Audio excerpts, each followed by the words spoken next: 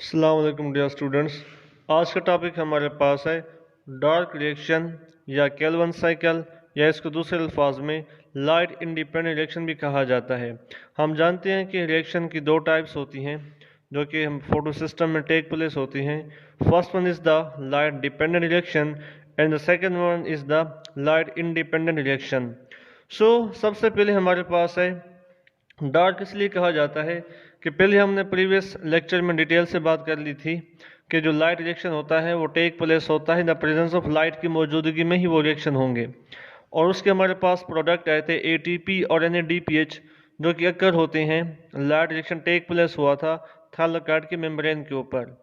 अब dark reaction इसलिए कहा जाता है, ये नहीं कि ये रात के अंधेरे में होगा, इससे यह मुराद है कि इसको स्टार्ट करने के लिए लाइट कंपलसरी नहीं होती।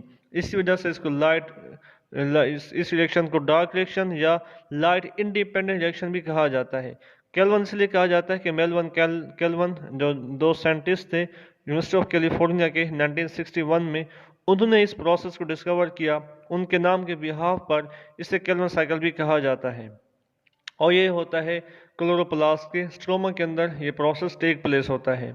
अगर हम इस पूरे के पूरे रिएक्शन को, इस पूरे के पूरा प्रोसेस को हम एक इक्वेशन में समझना चाहें तो जो हमारे पास इक्वेशन है, केल्विन साइकिल में 3 CO2 कार्बन डाइऑक्साइड के मॉलिक्यूल यूटिलाइज होंगे।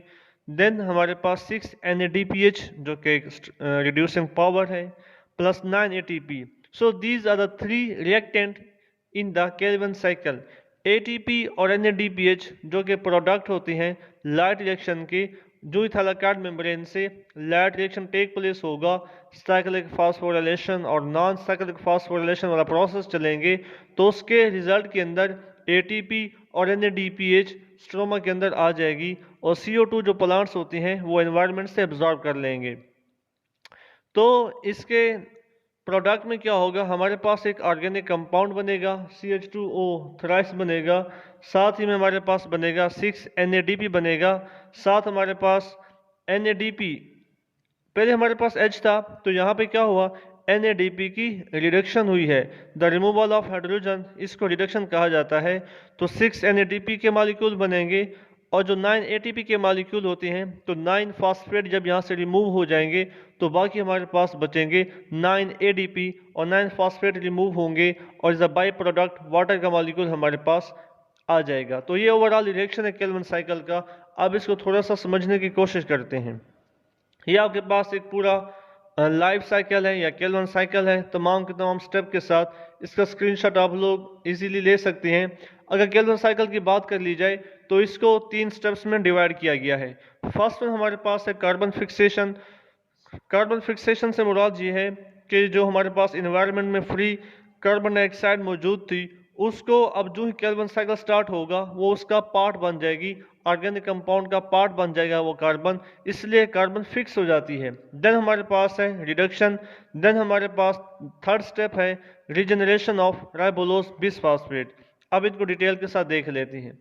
तो फर्स्ट में क्या होगा हमारे पास, फर्स्ट वन हमारे पास यहाँ पे 3 CO2 के मॉलिक्यूल यूटिलाइज होंगे और एक मॉलिक्यूल इस्तेमाल होगा RUBP, राइबोलोज बिसफॉस्फेट।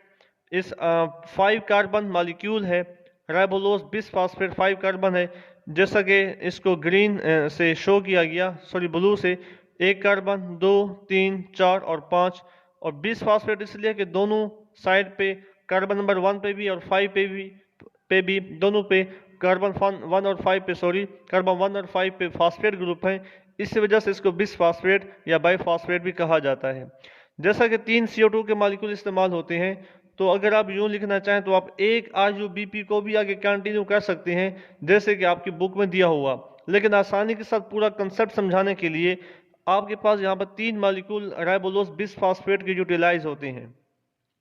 तो यहाँ हमारे पास क्या हो गया, 3 है तो हर एक में 5 कार्बन है, 5 मल्टीप्लाई बाय 3, तो इस ओवरऑल हमारे पास 15 कार्बन होंगे।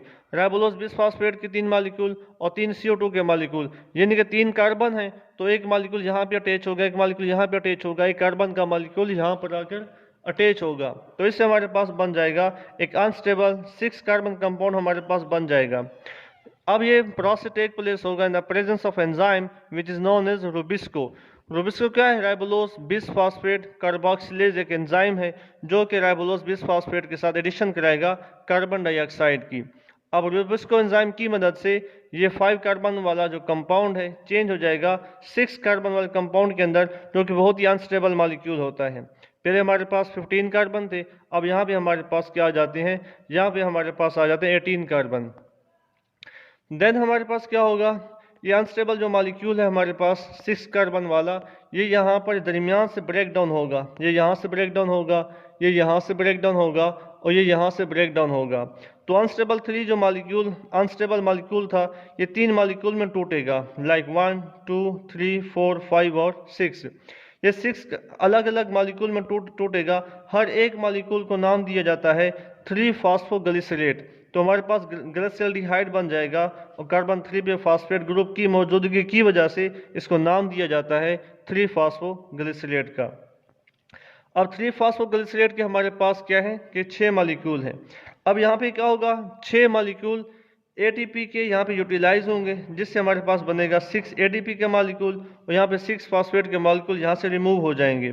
जो यहाँ पे 6 यानी कि जब एटीपी के 6 मॉलिक्यूल यहाँ से रिमूव हो जाएंगे तो अब हमारे पास क्या बनेगा? पहले हमारे पास एक फॉस्फेट ग्रुप था, अब 6 हमारे पास मॉलिक्यूल हैं।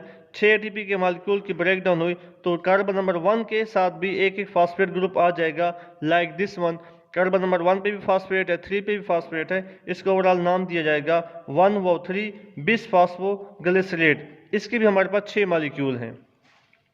आगे क्या होगा? NADPH की ऑक्सीडेशन होगी और 1 बिस फॉस्फोग्लिसरेट इस हाइड्रोजन को एक्सेप्ट कर लेगा, जिससे इसकी रिडक्शन होगी, NADPH की ऑक्सीडेशन होगी।